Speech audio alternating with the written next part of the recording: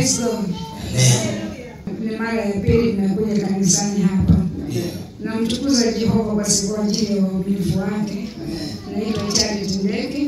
Nilikuja kwa sababu nilimsikia mtumishi. Nilimsikia nabii kwenye redio. Nikasikiliza siku ya Alhamisi, nikasikiliza Ijumaa na nikabarikiwa na neno. Nakawa na mwaliko wa ibadani. Nilikuja kwa sababu nilikuwa na tatizo la pressure na nilikuwa na kisukari ambacho kilienda mpaka kikapiga macho yalikuwa hayaoni vizuri. Nilipompigia dadangu akaniambia kipo kwenye ukoo.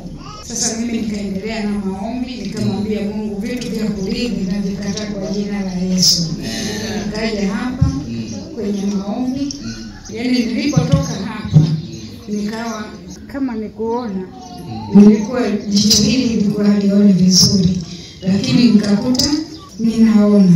Yaani kwa basi hiyo jicho lako halioni vizuri. Lilikuwa halioni vizuri, halifunguki kabisa. Ninaona. Pressure nikaenda hospitali, nikapima. Kupima nikakuta pressure iko kawaida. Pressure iko kawaida. Nikaenda kwenye kipimo cha sukari ilikuwa haina shida. Sukari kama iko kawaida.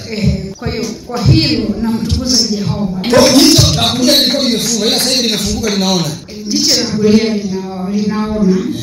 Sasa kutokana na hili nikamwambia mume wangu, nikamwambia angalau twende kanisani huko tutoe shukrani kwa ajili ya Mungu. Namtukuza Jehova kwa ajili ya haya. Unajua nataka na Mungu kumshukuru Mungu. Ni kwamba Mungu amesikia. Si ndio baba? Sana. Kwanza mimi nishangaa kidogo. Sababu tumezunguka kwenye mstari mbalimbali, lakini hatukuwa tunapata matokeo ya kuridhisha.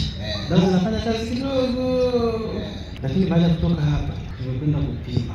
Yaani nilirudi katika vile viwango ambavyo hata wataalamu ndio wanaandika kwenye vitabu. Hii pressure ndio sahihi. Mwanadamu anatakiwa naye hivi. Pressure haikutumia. Mno. Mimi kabaki tunashangaa. Na mpaka sasa hivi bado nashangaa. Kilichoshindikana miaka 3 tumekuja kujirekebisha ndani ya masaa. Baada ya kutoka alifanya nani? Hakuna limit ya pressure. Mungu anaweza. Kama wanaosiria